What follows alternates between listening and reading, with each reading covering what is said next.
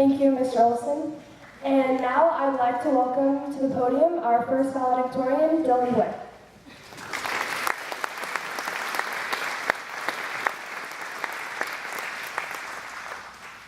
Thank you, Abby. Now, before I start my speech, I have something quick I want to read. Our lives started with our mothers. Mine started during the floods of 1996. My mom had to be induced, and she was in labor from Thursday until I was born on Saturday morning. From that time on, my mom worried about me regarding many different things.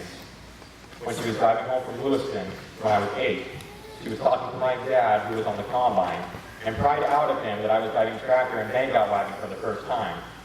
Of course, there were all of my injuries through high school and the typical stuff moms worry about.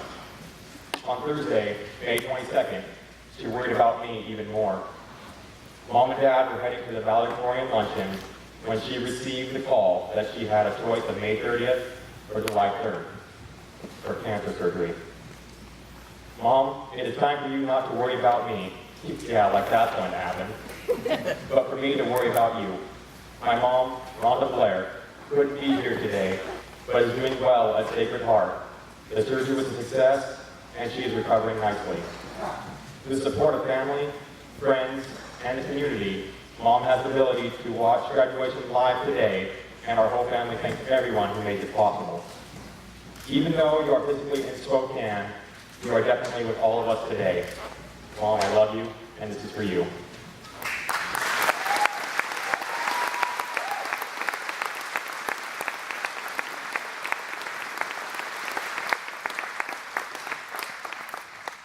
Now on to my speech. The Kendrick High School class of 2014 is here today after completing 2 journeys of our life, our education in Julietta and our education in Kendrick. Like most journeys, there are good times and maybe a few potholes along the way. In my case, it was broken bones, torn ligaments, and ER rings.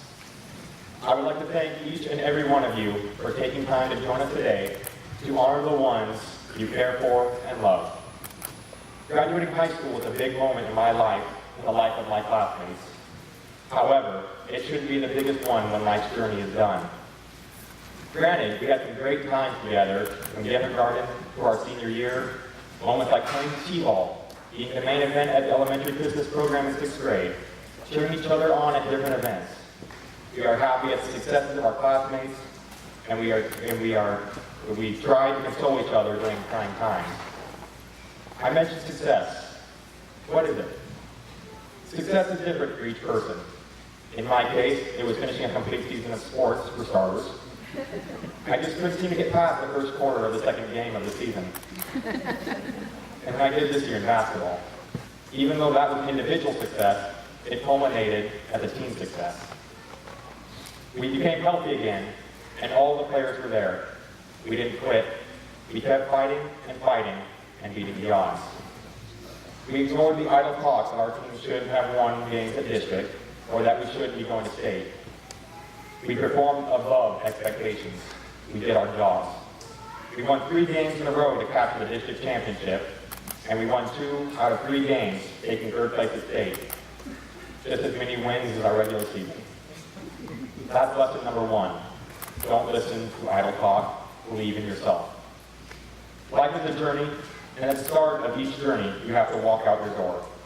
The door we are about to walk through will never be open again. We can never go back to our high school days, except in memory. The journeys we take have people along the way, some of them friends, some acquaintances, and others complete strangers. Some are still here while others have moved on. However, each plays a significant role to help us on our adventures. One of the guides for our journey was Coach Hogan.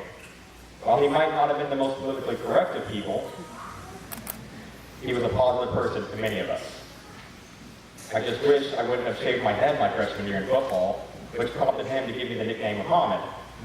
It is definitely better than some of them he dished out. Give back to others is lesson number 2. The best way we can honor those that have helped us and made an impact on our lives is to give back to others.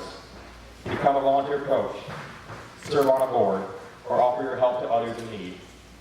The start to every journey means saying goodbye to those who are special. We are saying goodbye today, although some of you might be thinking, good riddance. Oh, I see a few heads nodding. Seriously though, we are saying goodbye to a wonderful and supportive community. We are saying goodbye to each other, and we are saying goodbye to our teachers who have had to endure us for 12 years. Yeah, I definitely see that nodding. We also want to say thank you to our teachers, the school administration, coaches, mentors, and all the people who made sure that our time in Juliet and Kendrick was memorable. Most of all, we want to thank our parents, family, and friends for being there through the good times and bad. The third and final lesson, can you guess it from my speech? Have fun. Every journey is taken with the expectation of having fun. Yes, we do get bumps and bruises, and maybe a broken bone or two, but fun is the expectation, and it should also be the outcome. There were times we wanted to have fun, but Principal Kirkland wouldn't let us. I mean, what's wrong with a little barbecue at lunchtime? We know you wanted to join in. We need to enjoy every moment in life, and even find fun in the most mundane of circumstances. We definitely had fun listening to stories about Coach LeBlanc. No, there was this one time where well, if you want to hear it, find me after this is over and I'll tell it to you for $5. I mean, come on, college is expensive. So, my key points are, number one, don't listen to idle talk, believe in yourself. Lesson number two, give back to others. And lesson number three, have fun. Again, I would like to thank all of you for being